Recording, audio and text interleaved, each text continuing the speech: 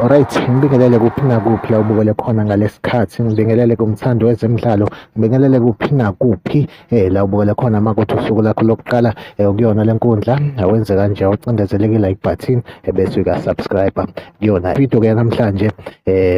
Ngizokhuluma-ke kakhulukazi-ke ngama-confirmed transfer amaqembu-ke amabili okuyi-Orlando Pirates kanjalo-ke ne-Kaizer Chiefs. Uma ngithi confirmed ngikhuluma-ke ngabantu-ke osekuqinisekisiwe ukuthi-ke bengase-ke bejoyine kulona iqembu. Ama-rumors, amahlebezi sikhulumile ngawo kakhulu emavidiyweni aphambilini, kodwa-ke namhlanje ngithi-ke asikhulume ngama-confirmed transfer. Laphana eqembini-ke le-Orlando Pirates umdlali-ke osekhonfirmiwe ukuthi-ke ngempela-ke uselijoyinile-ke iqembu, usayinile-ke ngokusemthethweni, uyena-ke u-goalkeeper obevimbela-ke yona-ke laphana-ke i-TS Galaxy, laphana-ke uMelusi Buthelezi. uMelusi Buthelezi kule season ezoqala sombona-ke kuleyona-ke iqembu lawo i-Orlando Pirates. Bese kuthi ngasohlangothini le-Kaizer Chiefs, ngasohlangano le-Kaizer Chiefs uyena-ke laphana kuNduduzo Mdantsane obedlalela-ke yona i-Cape Town City. Kule season ezoqala